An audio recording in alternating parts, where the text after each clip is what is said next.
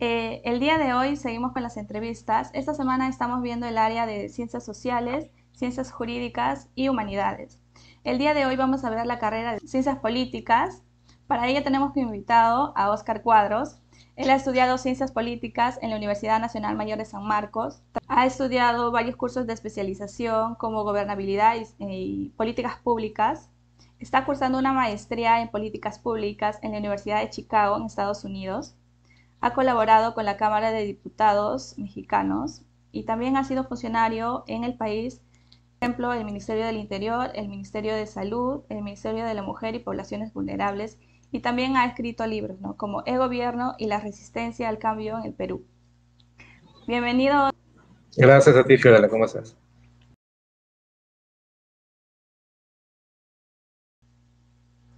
Bueno, la ciencia política como disciplina en el Perú es una carrera bastante nueva. De hecho, inicia hace unos 25 años aproximadamente ya institucionalmente en la Universidad Federico Villarreal y luego va pasando a distintas casas de estudio.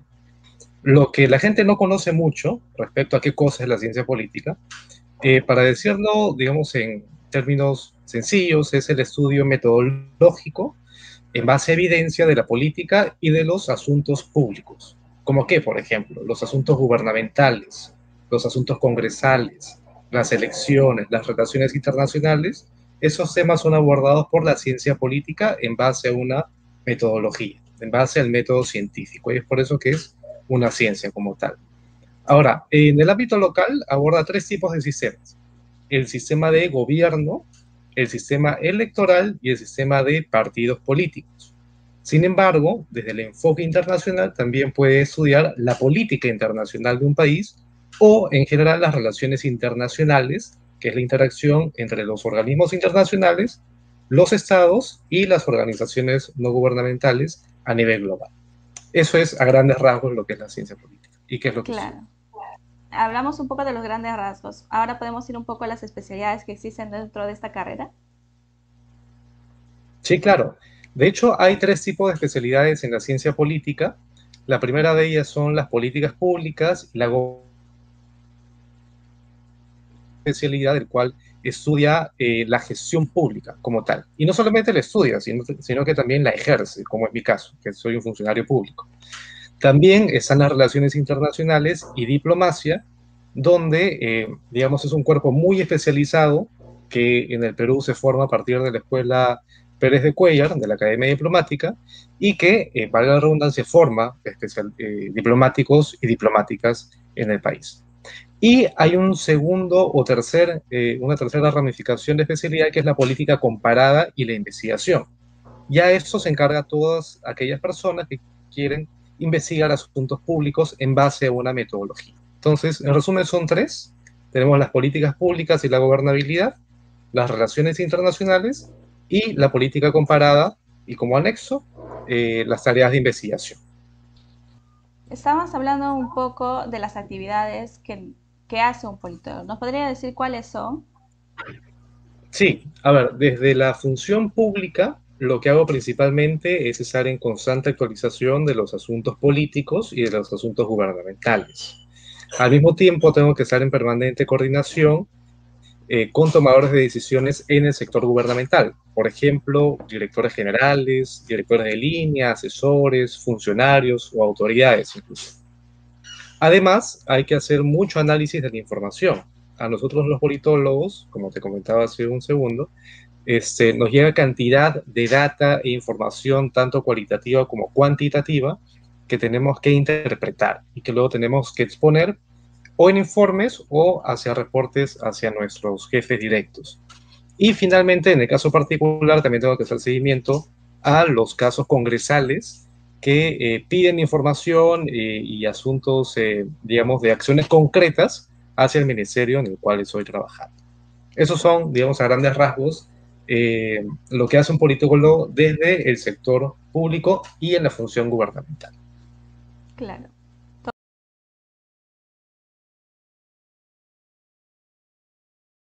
¿Cómo fue que decidiste estudiar esta carrera? ¿Ya de niño sabías que querías estudiar esta carrera o cómo fue? De hecho, no sabía que quería estudiar esto. no he sido, digamos, una de esas perspectivas de niños, ¿no? Que dices, ah, él quiere ser policía, él quiere ser abogado. No, no fue mi caso. De hecho, yo quería hacer de todo. Eh, y algo de la ciencia política que luego me he dado cuenta que tiene es que realmente puedes ejercer en cualquier campo. Claro, la parte de ciencia política te da un esquema metodológico con el cual actuar, pero luego puedes especializarte. Por ejemplo, tengo colegas que se están especializando en políticas ambientales. Mm. En particular, he trabajado en el aspecto social. He trabajado casi 2 años en el Viceministerio de Seguridad Pública, luego en el Ministerio de Salud y ahora en el Viceministerio de la Mujer. Entonces, mi rubro es más social. Tengo otros amigos que se dedican a la parte económica. Son politólogos, pero se dedican a la parte de la política pública en economía. Entonces, la ciencia política tiene este gran armazón que luego tú lo puedes ir adaptando conforme a tus gustos y necesidades. ¿Cómo me interesé en esa carrera? De hecho, la conocí hace ya mucho tiempo, hace casi 10 años, por un amigo que estaba postulando esa carrera y yo quería ser médico en ese entonces, quería estudiar medicina, pero digamos, ya de camino me di cuenta que no era lo mío y efectivamente ya después me reconfirmé que no era lo mío. Gracias a Dios, no fui por ese camino. Este, pero la política tiene mucho de estar interesado en historia, por ejemplo, en economía, en la política como tal. Entonces, creo que son criterios que reunía desde que era un adolescente, 12, 13, 14, 15 años, y que me llevaron a optar por ese camino inicialmente.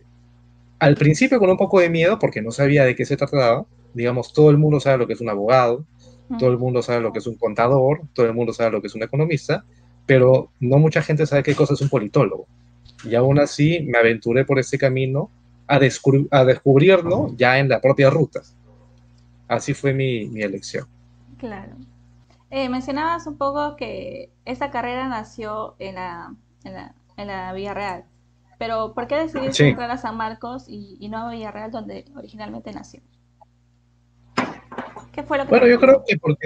yo creo que porque digamos, hay, en particular hay poca oferta académica Ujú. en ciencia política. En Lima solamente le imparten 4 universidades, o bueno, le impartían hasta hace unos años, que era la Universidad Católica, San Marcos, Villarreal y la Universidad Ruiz de Montoya. Y a nivel nacional solamente hay, bueno, hasta hace unos años, repito, 4 universidades nacionales más que imparten esa carrera. Entonces, de las 170 universidades que me parece que tiene el país, solamente 8 o máximo 10 imparten ciencia política. Entonces, de Mm. por sí, la oferta es bastante limitada, ¿no? No es como en otras disciplinas. Y decidí San Marcos porque creo que es una universidad plural. De hecho, conocí a gente de todos lados, de toda perspectiva ideológica, de todo nivel socioeconómico, de toda índole religiosa, que creo que motivó mis ganas de aplicar a esa universidad y al mismo tiempo de darme cuenta de cómo son las cosas en el país como tal, ¿no? Porque es un pequeño Perú hasta el día de hoy. Así que esa fue mi principal decisión, considerando además que quería estudiar a la política, y la política es diversa Ujú. por concepto. Así que sí, esa fue mi motivación principal. Claro.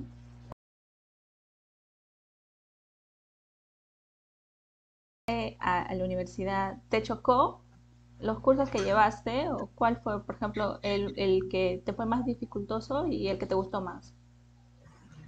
Eh, Probablemente no me chocó tanto porque ya estaba acostumbrado a un ritmo de estudios bien fuerte. Entonces, de hecho, seguí manteniendo ese ritmo de estudios. ¿Cuáles fueron los cursos que me gustaron más? Probablemente el curso de análisis político 1 y 2, que lo llevé en tercer y cuarto año. El curso de análisis político aborda, como explicaba al inicio, la metodología de cómo estudiar la política, ¿no? Porque no es sencillamente leer un diario y decir, bueno, esas cosas son así, esas cosas son de este modo, sino que hay que tener todo un esquema metodológico para comprenderlo a profundidad. Otro de los cursos que me gustó bastante fue Economía 1 y 2. Digamos, la economía sin la política y la política sin economía son como una mesa con una pata flojita, ¿no? De hecho, tienes que comprender bien ambos porque, digamos, el mundo gubernamental se mueve en buena parte por cómo o cuáles son las dinámicas del mundo económico. Y eso lo estamos viendo en las elecciones, ¿no? Por ejemplo, cuáles son las dos posturas económicas de dos candidatos que son completamente antagónicos. Y esto va a influenciar directamente al quehacer gubernamental. Entonces es también algo muy importante. Y un tercer curso que me gustó en especial relevancia fue Ciencias de la Religión. No es religión, por si acaso. En el colegio, yo soy en un colegio católico y mi clase de religión era catolicismo. Me enseñaron pues los aspectos más importantes de la religión católica, incluso a rezar y bueno, cosas que son propias de esa bonita religión, sino más bien a entender qué cosa es la religión, cuáles son las religiones y cuáles son las características que esas tienen, por ejemplo, el cristianismo, el judaísmo, el hinduismo como tal, y cuál ha sido su influencia en el ámbito político. Por ejemplo, en los países católicos el gobierno puede tener ciertas formas que, aunque no lo percibamos inicialmente, son fuertemente influenciados por la base religiosa. Acá en los países de América Latina, o en la India, o en la China, ¿no? Entonces, eso creo que me pareció algo bien, bien interesante. Y son tres de las patas más importantes de un politólogo, creo. Saber de política, obviamente, saber de economía y saber de religión. Me parece fundamental. Claro. Algo que rescates de la universidad. Mencionabas un poco de que conociste a varias personas con varios puntos de vista. ¿Qué otras cosas rescatas de lo que aprendiste en la universidad? Bueno, de hecho, los estudios académicos es lo principal. Yo era un chico muy, muy estudioso, entonces, digamos, me la pasaba, me la pasaba leyendo todo el día prácticamente. Pero una de las experiencias más bonitas que tengo, además de la interacción con los profesores, son estos modelos de Naciones Unidas que ya varias universidades están teniendo, tanto públicas como privadas, e incluso en los colegios. ¿Qué cosa es un modelo de Naciones Unidas? Es una simulación de que tú eres un embajador. Por ejemplo, tú eres el Mm, embajador de Portugal y hay un asunto sobre cambio climático. Entonces tienes que asumir el rol de embajador de Portugal y exponer cuáles son tus posiciones y tus argumentos respecto a ese tema en particular. Este es un espacio, como te comentaba, universitario. Es un concurso, digamos, bastante ameno, pero que también se ha trasladado a los colegios. Entonces, creo que ha sido una de las experiencias más bonitas que he tenido. sí, me parece interesante. No lo había escuchado, pero ahora me estoy informando. Me parece muy interesante esta parte. Quería preguntarte también un poco de, por ejemplo, aparte de los cursos que se llevan en la universidad, ¿tu carrera te exige de repente otros cursos que debas llevar? Por ejemplo, en la carrera, no sé, de economía o de contabilidad, nos piden, por ejemplo, es básico tener Excel e idiomas. Pero en tu carrera, ¿cómo es? Bueno, de hecho, depende mucho del tipo de rama que quieras abordar.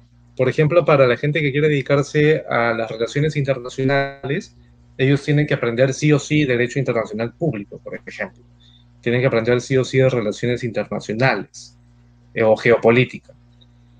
Para aquellos que quieren ser funcionarios públicos, tienen que instruirse en temas relacionados a la gestión pública, a la estadística, a las finanzas públicas. Y aquellos que quieren ser investigadores, a los métodos de investigación. Eso es fundamental. Y estadística, mucha estadística, eso sí es bastante importante. Y algo que es transversal en todos, creo que es en inglés. En nuestra disciplina, que es fuertemente influenciada por los Estados Unidos y también por parte de Europa, y digamos con algunos atisbos en México, en Brasil, en Chile, que genera la mayor producción académica, la gran mayoría de eso es en inglés.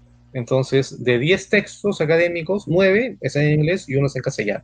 Entonces, el idioma, ahí puede ser dos cosas, o puede ser una barrera para mejorar tu perfil profesional, o puede ser más bien un motor que te ayude a impulsarte y a no tener ningún tipo de fronteras en cuanto a las lecturas que puedas tener en el transcurso de tu carrera. Claro, información, ¿no? Eh, Así es. ya llegando un poco a la parte final de los estudios,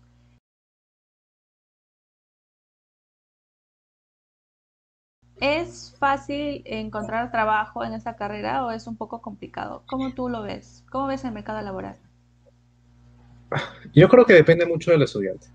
Depende mucho del estudiante en la medida que, mientras que seas estudiante universitario, hagas redes, ¿no? ¿Y a qué me refiero con redes? Digamos, mostrarte como un buen perfil de estudiante, porque, digamos, tenemos que recordar que en promedio tendrás pues unos 20, 21 años cuando eres estudiante, pero desde ahí tú puedes generar tus propias redes con profesores, por ejemplo, o yendo a seminarios e interactuar con estudiantes, interactuar con los expositores y que te vayan conociendo. En la medida que una persona haga eso, va a ser mucho más sencillo que consiga una plaza laboral rápido, apenas salga de la universidad. En particular, yo hice estudios en México, hice un intercambio allá, y cuando regresé, yo hice el intercambio hasta julio del 2017 y cuando regresé en agosto ya tenía un trabajo.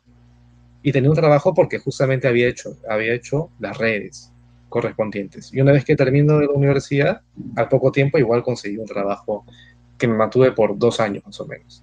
Entonces, eso yo creo que es fundamental y depende mucho del estudiante, de cuánto se esfuerce en, digamos, en solventar sus capacidades cognitivas académicas, pero también sus redes profesionales.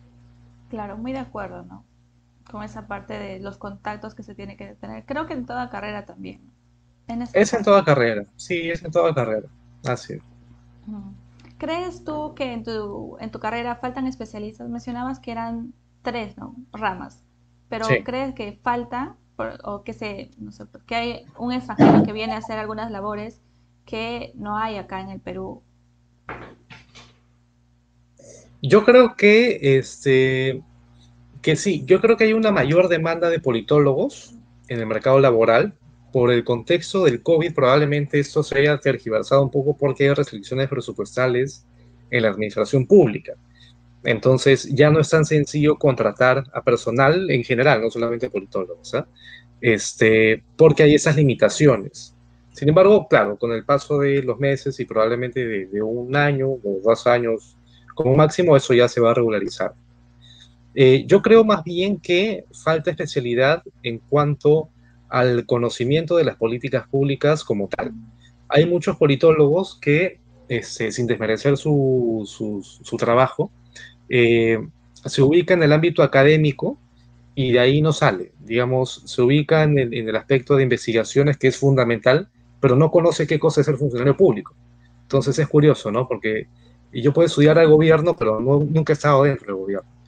Yo Claro. creo que hace falta más bien que los politólogos ingresen al ámbito en particular donde quieren ejercer sus estudios y funciones. Por ejemplo, si es que quiero estudiar a la administración pública, voy a esforzarme por trabajar en el Estado.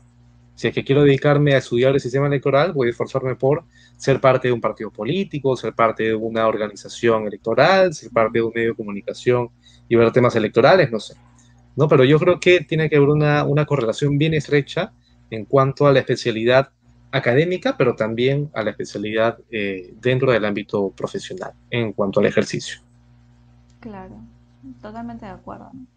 Eh, Quería preguntarte un poco, ya que estabas Mm, hablando de trabajar en el sector público y en el sector privado, tú tienes experiencia en el sector público más, ¿no? principalmente, sí. Principalmente. ¿Podrías, no sé, si tienes conocimiento por tus amigos, algunas diferencias que encuentras en el sector público y en el sector privado?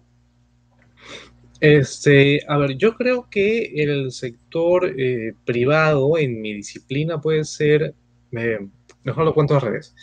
En el sector público puede ser más exigente que en el sector privado en mi disciplina, ¿no? No necesariamente en otras especialidades.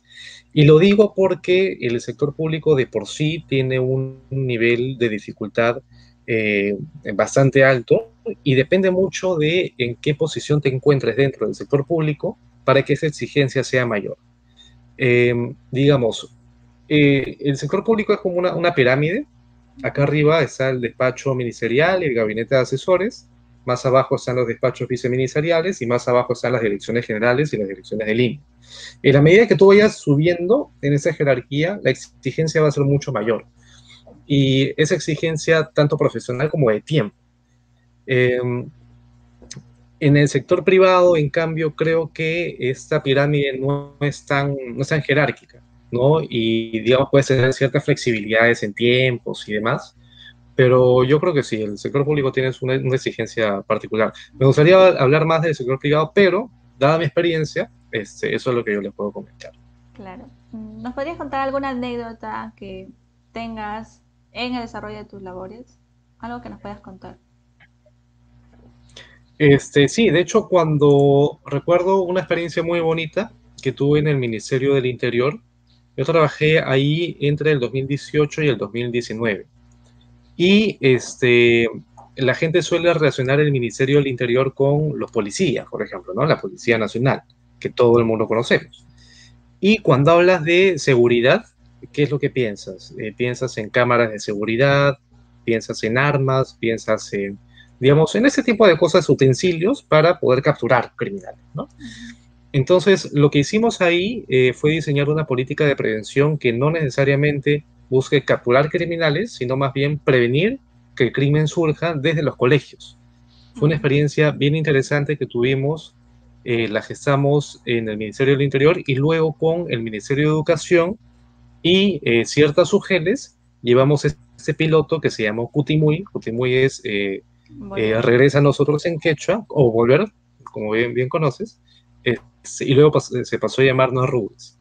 Este piloto lo iniciamos en dos colegios en Lima, en San Juan de Lurigancho y en Villa María del Triunfo, y lo exportamos, entre comillas, lo exportamos también a Trujillo, a El Porvenir y hacia Florencia de Mora, que son zonas, digamos, donde el crimen ha abordado y se ha arraigado por años.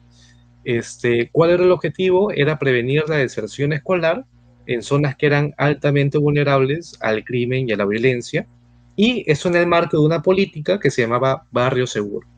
Barrio Mm. Seguro es una política de prevención donde actúan distintos actores. Está el Ministerio del Interior, obviamente, el Ministerio de la Mujer, el Ministerio del MIDIS, estaba las municipalidades, entre otros actores.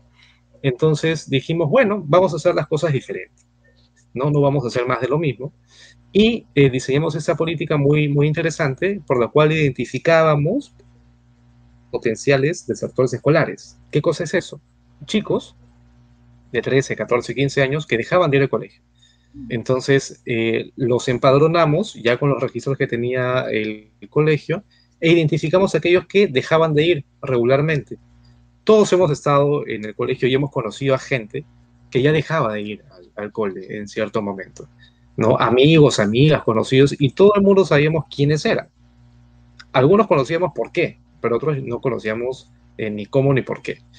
Entonces hicimos ese trabajo exploratorio e identificamos que en esos colegios efectivamente habían desertores escolares y con los programas de Barrio Seguro, que eran varios, como les comentaba hace un ratito, los abordábamos y hacíamos que no dejen la escuela.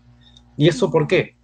Porque salir del colegio, no terminar el colegio, representa 6 veces más chance de incursionar en actividades criminales que un chico que acaba el colegio regularmente. Esto de acá se hace mucho más potente en zonas donde hay pandillas, donde hay drogas, donde hay alcohol, porque el niño se pierde, el Claro. adolescente se pierde además.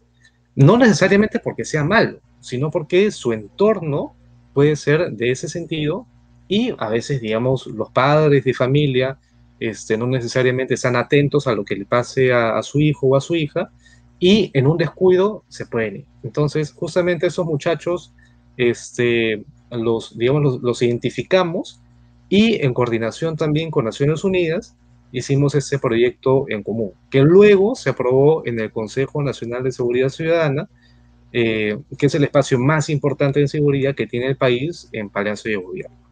Así que como anécdota se los cuento y también como aprendizaje para que aquellos que sean interesados en incursionar en el gobierno, en los asuntos públicos, esas ideas, que a veces son ideas locas, ¿no? Ideas extrañas entre comillas, que podemos tener en mente, las desarrollen con una metodología, con una lógica y las plasmen, porque yo sé que va a ser de hecho muy bien recibida por la gente que tengan alrededor.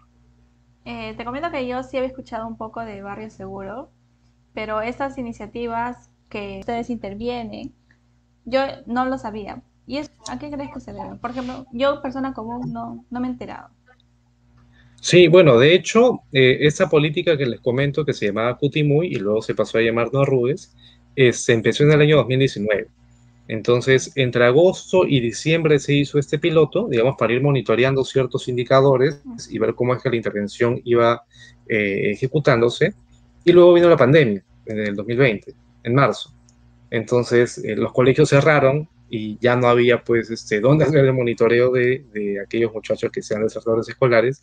Y fue mucho más desafiante, además, porque ni siquiera Claro, el Ministerio de Educación tenía registro de quiénes asistían o no asistían.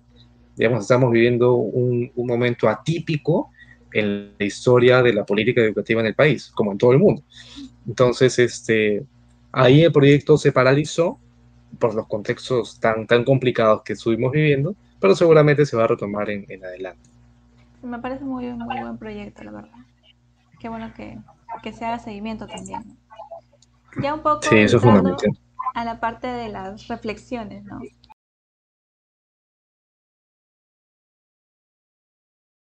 ¿Qué problemática has visto tú en el desarrollo en tu experiencia, digamos, ¿no? A ver, en cuanto a la formación de los politólogos, yo creo que, y viéndolo desde el sector público, creo que faltan muchos cursos sobre presupuesto. Porque la política, digamos, la política son intenciones, la política son intereses, buenos y malos, ¿ah? Ojo, buenos y malos. Pero esos intereses tienen que verse reflejados en la parte gubernamental en presupuesto, en dinero. Entonces, saber qué cosa es un POI, digamos, un plan operativo institucional, entre otros instrumentos, es fundamental para un politólogo que quiere dedicarse al sector público. Otra cosa que también es bien importante conocer es el derecho, porque como estamos en un Estado de Derecho y el gobierno se rige en base a leyes, también es fundamental conocer qué cosa es una resolución ministerial, qué cosa es un decreto supremo, y entre otros instrumentos normativos. Eso también es muy importante y creo que hay que hacer especial hincapié en ese sentido. Claro, eso por la parte de la formación, pero en la parte laboral, digamos, en las cosas que hay que hacer o en la problemática del Perú, ¿qué crees que puede hacer un politólogo y que no se está haciendo y que existe, ¿no? Ese problema. Yo creo que una parte fundamental, ahora que lo comentas, en cuanto a problemática, es manejar evidencia. Y cuando hablo de manejar evidencia es datos estadísticos principalmente, en tanto las políticas públicas se manejan respecto a ciertos indicadores, ¿no? Digamos, por ejemplo, que los niños menores de 5 años sufran desnutrición en Pasco. Ya, nosotros sabemos por qué estos niños sufren de desnutrición y qué necesitamos hacer para revertir ese escenario, porque han habido investigaciones previas. Sin embargo, eso no sucede en parte de las políticas públicas, sino que se ejecuta una política pública sin conocer necesariamente cuáles son las causas y cuáles son los efectos. Y ese conocimiento de causas y efectos, esa brecha se llama evidencia. Entonces, Mm, lo que necesitamos nosotros los politólogos y los funcionarios públicos en general es generar evidencia. Esas investigaciones que comentábamos al inicio son fundamentales, pero desde el Estado no se le da el impulso necesario para poder generar conocimiento y en base a ese conocimiento tomar las mejores decisiones. Yo creo que eso es algo que apuntar desde esa disciplina. claro. ¿Crees que esta parte de conocer cómo funciona el Estado, por ejemplo, qué es lo que hace una municipalidad, qué hace un, no sé, pues, el gobierno regional, es falta de educación en los colegios, de educación cívica o algo que se debe fomentar? Sí, yo creo que eso es fundamental, ¿no? O sea, el colegio es un pilar importantísimo para poder tener nociones, de los temas, de los temas políticos y de los asuntos públicos. Sin embargo, también es importante que en las propias familias se inculque el debate. Digamos, si es que papá, mamá no hablan de esos temas, el hijo, ¿cómo lo va a saber? ¿No? Es un poco complicado. y le dejamos la tarea al colegio nada más para que tome cartas en el asunto. Yo creo que es un todo. Yo creo que el colegio tiene cierta parte de la responsabilidad, muy alta, eso sí, pero también la familia tiene la responsabilidad de inculcar al niño o a la niña o al adolescente interés en los asuntos que afectan a todos los peruanos y a todas las peruanas, ¿no? Yo creo que eso también es crucial. Claro. Quería preguntarte un poco ya para ver un poco del tema del COVID, ¿no? ¿Cuál ha sido el impacto del Ya. COVID en el desarrollo de tus labores? Yo creo que el impacto ha sido grandísimo, ha sido enorme, por varios motivos en realidad, ¿no? Uno, por la forma de cómo trabajamos ahora. Digamos, se ha convertido, esas computadoras que tú y yo tenemos en estos momentos, se ha convertido en la principal pantalla que tenemos de contacto con las otras personas. Antes no era así, antes tenías que ir a una oficina, ir a reuniones, conversar con gente, era completamente distinto.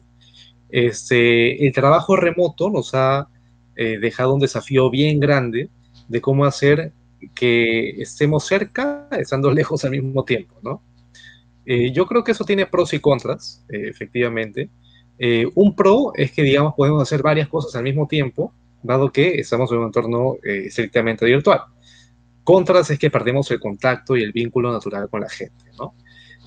Otro de los elementos que creo que es también ha impactado mucho es en cuanto a la salud mental de los propios funcionarios, incluyendo la salud física, porque, digamos, esa pandemia ha afectado a literalmente todo el mundo y todos conocemos a alguien que ha fallecido por el COVID, que se ha contagiado por el COVID. En particular, yo no sé si es que lo he tenido o no, tuve síntomas muy parecidos, pero al final, digamos, la prueba salió negativa, pero igual me afectó directamente a nivel de salud y a nivel del ejercicio profesional que podía tener. Y una tercera variable que también es importante es el presupuesto, ¿no? Como han habido recortes presupuestales en los distintos ministerios y en los distintos sectores para destinarlo principalmente a abordar la emergencia sanitaria, algunos ministerios, digamos, algunos sectores del sector público han dejado de contratar a ciertos profesionales o, digamos, han habido renuncias en ese mismo sentido, ¿no? Por las condiciones que se estaban prestando. No en todos los casos, pero sí en algunos.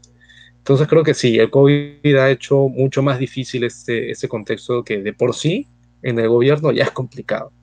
Claro, Pero bueno, digamos, ya estamos saliendo de eso, así que vamos a mantener toda la motivación en ese sentido, ¿no? Para que las cosas sigan adelante. totalmente de acuerdo. Quería ya entrar un poco al tema de los consejos que quisieras darle, ¿no? Por ejemplo, ¿tú qué crees que van a ser o cuáles crees que van a ser los retos que van a tener los nuevos profesionales de tu carrera que salgan, no sé, pues de acá 5 o 10 años? Bueno, podríamos hablar de acá cinco, ¿no? Yo creo que hay tres cosas ahí que resaltar. Uno, que vamos a vivir un contexto político post pandemia. ¿Qué quiere decir eso? O sea, vamos a tener que reencontrarnos, vamos a tener que tomar nuevamente los métodos tradicionales de trabajo. Yo creo que eso va a ser un poco problemático porque ya las personas se están acostumbrando a la interacción Es verdad. digital, incluso al temor, ¿no? Al temor que vamos a tener naturalmente de volver a juntarnos. Digamos, hay nuevas cepas del COVID que no está demostrado que la vacuna necesariamente tenga Eficiente. un efecto al 100%. Entonces vamos a estar alertas, vamos a estar en constante, digamos, alarma de cómo nos estemos sintiendo. Yo creo que ese es un elemento fundamental, en cuanto a la salud de los funcionarios. Y bueno, ya saliendo de eso, creo que el contexto político va a ser muy fraccionado.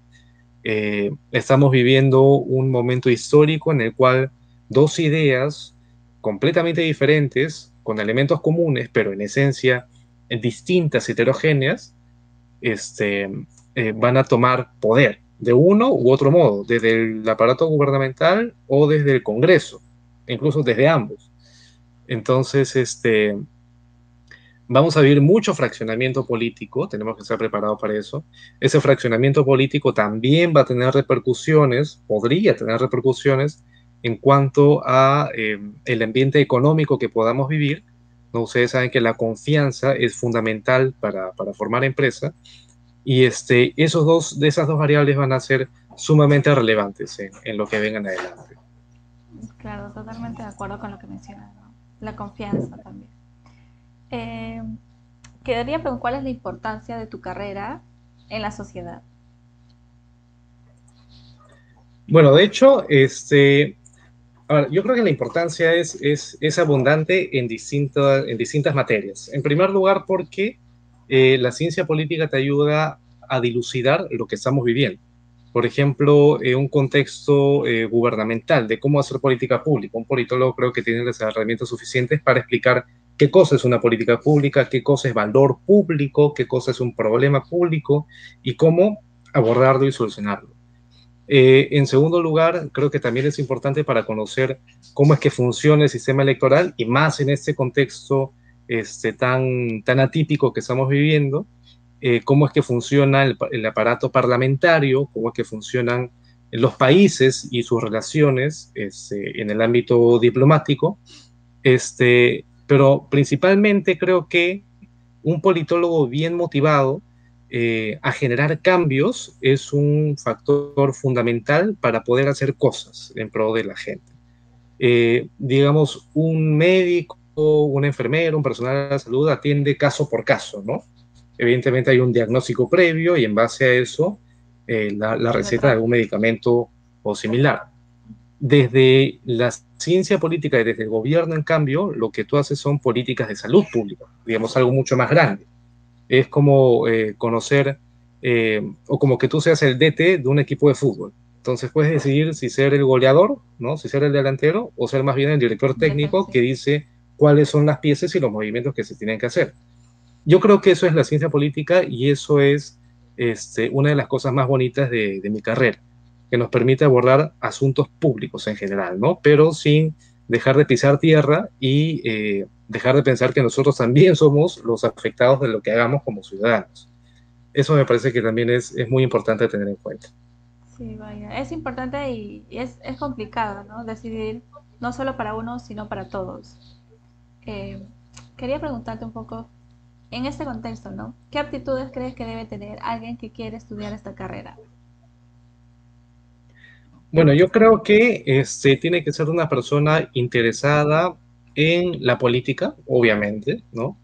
Y cuando hablo de la política es del gobierno, o sea, del poder ejecutivo, o de los asuntos congresales, que es una tarea legislativa, o de campañas electorales, por ejemplo, o de transparencia y fiscalización. Digamos, esos asuntos son importantes a tener en consideración.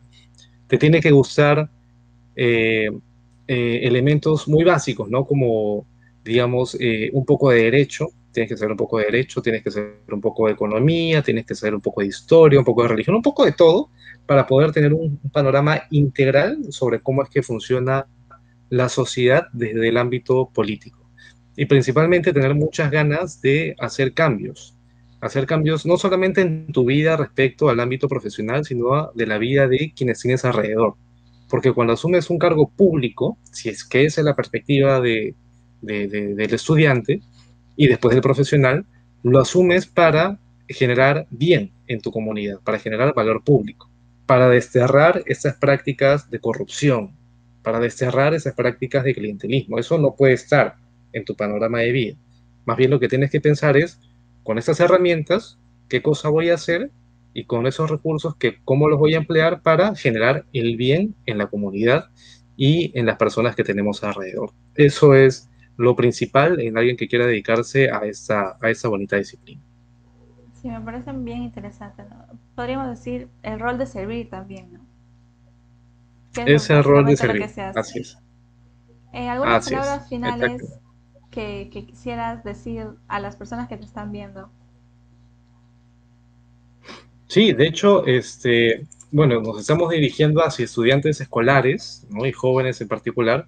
Así que yo les recomendaría que si es que les interesa la política, si es que les interesa los asuntos gubernamentales, si les importa, en sencillo, les importan las noticias, que es lo que tienen a la mano, creo que la mayoría de nosotros, pero las noticias no de farándulas, ¿no? Por si acaso, las noticias de políticas, la noticia de qué es lo que va a suceder mañana con los asuntos gubernamentales. Si les importa eso, tómense unos momentos para leer sobre la disciplina, lean un poco sobre qué cosa es la ciencia política. Ahora hay mucha más información que hace unos años.